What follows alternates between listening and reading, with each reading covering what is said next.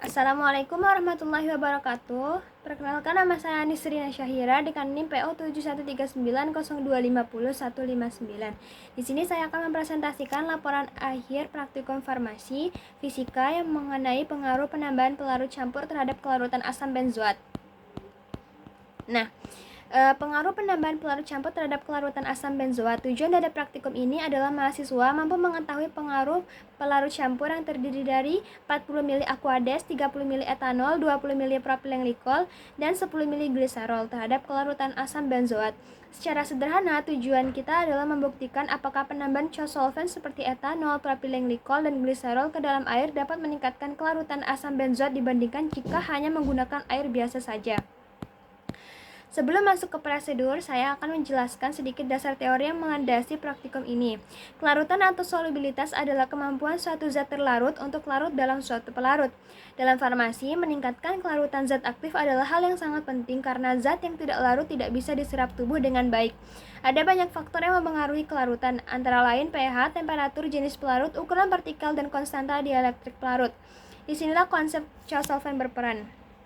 Co-solvency adalah fenomena di mana suatu zat lebih mudah larut di dalam campuran pelarut dibandingkan pelarut tunggalnya. Pelarut yang digunakan dalam campuran ini disebut co-solvent. Co-solvent yang umum dipakai di bidang farmasi antara lain etanol, propylenglikol, dan gliserol. Yang ketiganya juga kita gunakan di praktikum ini. Prinsip dasarnya, setiap pelarut memiliki konstanta dielektrik atau Kd. Air memiliki Kd 80, etanol 24, propylenglikol 32, dan gliserol 43. Ketika kita mencampurkan pelarut-pelarut ini, kadar campurannya menjadi lebih rendah dari air murni. Semakin kadar campuran mendekati kadar intrinsik zat terlarut, maka kelarutannya akan semakin meningkat. Prinsip ini dikenal dengan istilah like dissolve like. Zat akan lebih mudah larut dalam pelarut yang kepolarannya mirip dengannya. Asam benzoat sendiri merupakan senyawa semipolar. Gugus cincin benzenanya bersifat nonpolar, tapi gugus karboksilatnya COOH-nya bersifat polar. Itulah kenapa air murni saja tidak cukup baik melarutkannya. Sekarang saya akan jelaskan gambaran prosedur praktikum ini secara singkat. Ada 3 tahap. Pertama, penyiapan bahan. Pertama, kami membuat larutan NaOH 0,1 N sebanyak 1000 ml. Caranya dengan menimbang 4 gram NaOH, melarutkannya, lalu memasukkan ke dalam labu ukur 1000 ml. Kedua, kami membuat indikator PP 0,1% dengan melarutkan 100 mg phenolphthalein dalam 100 ml etanol 96%, lalu ditambahkan 100 ml aquades hingga volume total menjadi 200 ml. Ketiga, kami menyiapkan larutan baku asam oksalat dengan menimbang 630 mg asam oksalat, melarutkannya, lalu memasukkan ke dalam labu ukur 100 ml. Keempat, kami membuat pelarut campur E yang merupakan bagian punya saya dengan komposisi aquades 40 ml, etanol 30 ml, propylenglikol 20 ml, dan gliserol 10 ml. Dikocok hingga homogen. Tahap 2, pembakuan NaOH. NaOH tidak bisa langsung digunakan karena dia bersifat higroskopis. Maka kami membakukan konsentrasi NaOH sesungguhnya menggunakan asam oksalat sebagai larutan baku primer melalui teknik titrasi asam basa. Titik akhir titrasi ditandai dengan perubahan warna larutan menjadi merah muda pertama kali yang tidak hilang, menggunakan indikator phenolphthalein atau PP. Tahap 3, penentuan kelarutan asam benzoat. Kami memasukkan 200 mg asam benzoat ke dalam 50 ml pelarut yang diuji, kemudian dikocok hingga tercapai kesetimbangan larutan jenuh. Larutan disaring menggunakan kertas saring, lalu filtratnya dititrasi dengan NaOH setelah ditambahkan 3 tetes indikator phenolphthalein atau PP, sampai timbul warna merah muda yang tetap. Dari volume NaOH yang terpakai, kami menghitung berapa miligram asam benzoat yang sebenarnya larut. Prosedur ini dilakukan 2 kali. Pertama, menggunakan aquades murni disebut blanco sebagai pembanding, dan kedua menggunakan pelarut campur sesuai formula masing-masing anggota kelompok. Hasil yang diperoleh pada praktikum ini, hasil pembakuan NaOH saya menggunakan 10 ml asam oksalat dan membutuhkan 6,4 ml NaOH untuk mencapai titik akhir titrasi. Molaritas NaOH sesungguhnya hasil pembakuan MnAOH 0,001 mol dibagi 0,0064 L sama dengan 0,1563 mol per L. Nilai ini lebih tinggi dari label nominal 0,1 M. Hal ini normal karena NaOH bersifat higroskopis. Hasil titrasi blanco aquades dari 200 mg asam benzoat yang ditimbang dalam aquades murni, volume NaOH yang terpakai 4,4 ml. Massa asam benzoat yang larut dalam air sebesar 83.000 9575 mg atau sekitar 42% dari total 200 mg yang ditimbang. Hasil titrasi pelarut campur E saya menggunakan pelarut campur E dengan komposisi aqueous 40%, etanol 30%, propylene glycol 20%, gliserol 10%, nilai konstanta KD pelarut E sebesar 49,90. Volume NaOH yang terpakai 6,9 mili. Massa asam benzoat yang larut dalam pelarut E sebesar 131,6606 mg.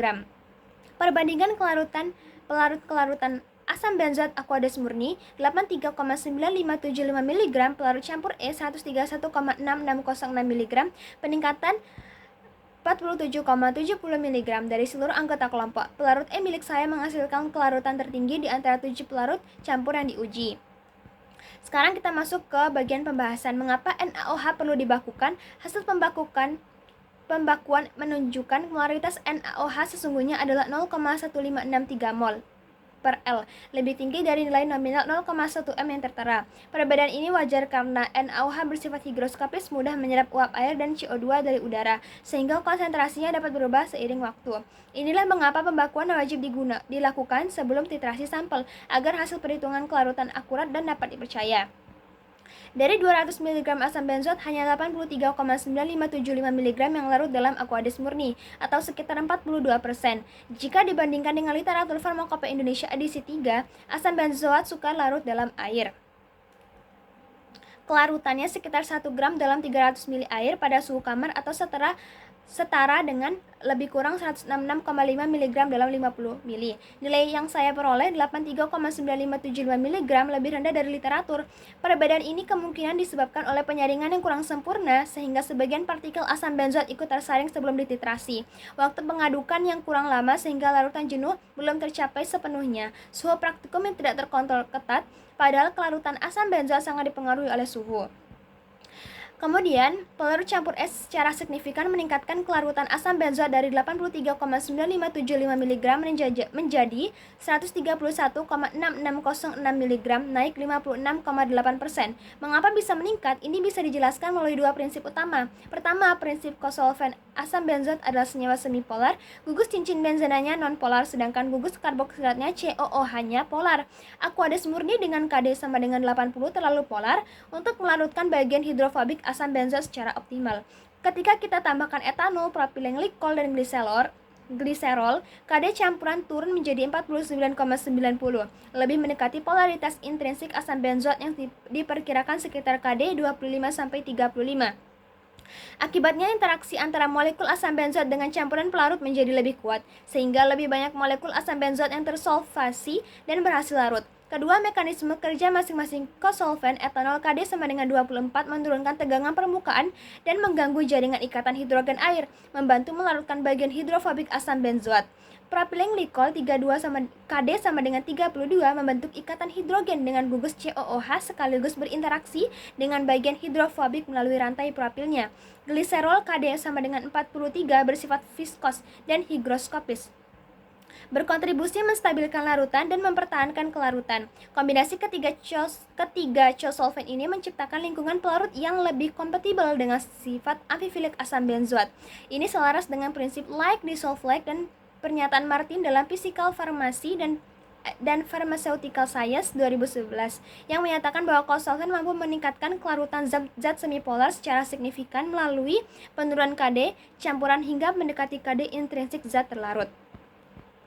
Nilai KD pelarut campur menurun secara bertahap dari pelarut A, KD sama dengan 70,15 hingga pelarut G, KD sama dengan 40,05 seiring bertambahnya proporsi cosolven. Namun hubungan antara KD dan kelarutan tidak linear sempurna. Dari data seluruh kelompok ini dapat diidentifikasi adanya zona KD optimal sekitar 49,60 di mana kelarutan asam benzoat mencapai nilai tertinggi. Penting untuk dicatat, penurunan KD yang terlalu jauh seperti pada pelarut F dan G dengan KD di bawah 45 justru tidak meningkatkan kelarutan lebih lanjut. Mengapa? Karena berkurangnya fraksi air yang berlebih menyebabkan kemampuan solvasi terhadap gugus COOH yang polar menjadi kurang efektif. Jadi ada titik optimal di mana kelarutan mencapai maksimum sebelum kemudian mulai menurun kembali seiring terus berkurangnya fraksi air. Hal ini selaras dengan penjelasan Singcode tahun 2011 yang menyatakan bahwa pada sistem pelarut campur air organik, penurunan fraksi air yang berlebihan justru dapat menurunkan kelarutan karena berkurangnya solvasi pada gugus polar. Kita juga perlu membahas variasi data antar anggota kelompok. Semua praktikan memperoleh molaritas NaOH di atas nilai nominal 0,1 m, berkisar antara 0,1351 mol per L hingga 0, berkisar antara 0,1351 mol per L hingga 0,1563 mol per L. Perbedaan ini mencerminkan variabilitas teknik titrasi antar individu, terutama dalam hal ketepatan menentukan titik akhir titrasi warna merah muda fenolftalate atau PP. Ketepatan membaca skala Burette, contohnya molaritas NaOH puji paling rendah 0,1351 m karena volume NaOH yang terpakai paling besar 7,4 mili yang mengindikasikan kemungkinan terjadi overshoot atau titrasi melewati titik ekuivalen. Meskipun ada variasi, setiap praktikan menggunakan molaritas NaOH hasil pembakuannya sendiri dalam perhitungan, sehingga hasil tiap individu tetap valid secara internal. Data ini memiliki relevansi langsung dalam dunia farmasi seperti yang ditegaskan oleh Ansel dalam pengantar bentuk sediaan farmasi. Etanol, gliserin, dan propylene glikol adalah thiosulfan yang paling umum digunakan karena selain meningkatkan kelarutan, ketiganya juga aman secara toksikologi untuk sediaan oral maupun topikal. Artinya strategi pelarut campur ini bukan hanya teori di laboratorium tetapi benar-benar diaplikasikan dalam pembuatan sediaan farmasi seperti eliksir, sirup, larutan oral, maupun sediaan topikal. Pemilihan jenis dan proporsi thiosulfan yang tepat merupakan faktor penentu keberhasilan dalam meningkatkan kelarutan zat aktif semipolar dalam sediaan farmasi. Sebagai penutup, kesimpulan dari praktikum ini, pertama, pelarut campur terbukti secara nyata meningkatkan kelarutan asam benzoat dibandingkan aqueous murni. Seluruh pelarut campur A hingga G menghasilkan kelarutan yang lebih tinggi dengan peningkatan berkisar antara 55,8% hingga 142,9%. Kedua, data saya khususnya menunjukkan bahwa pelarut campur E dengan komposisi aqueous 40%, etanol 30%, propylene glikol 20%, dan gliserol 10% dengan KD sama dengan 49,90 menghasilkan kelarutan tertinggi yaitu 131,6606 mg, meningkat 56,8% dibandingkan aqueous murni 83.9575 mg. Ketiga, mekanisme peningkatan kelarutan terjadi melalui konsep kosolven di mana penambahan kosolven menurunkan KD campuran dari 80 menjadi 49,90 sehingga lebih mendekati polaritas intrinsik asam benzoat. Keempat, hubungan antara KD dan larutan tidak linear terdapat zona KD optimal sekitar 49,60 di mana kelarutan mencapai nilai tertinggi. Penurunan KD yang terlalu jauh tidak terus meningkatkan kelarutan karena fraksi air yang diperlukan untuk mensolvasi gugus COOH berkurang. Kesimpulan ini membuktikan bahwa pemilihan jenis dan proporsi thiosulfan yang tepat adalah strategi farmaseutika yang efektif untuk meningkatkan kelarutan zat aktif semipolar dalam sediaan farmasi. Demikianlah presentasi laporan akhir praktikum saya. Terima kasih. Wassalamualaikum warahmatullahi wabarakatuh.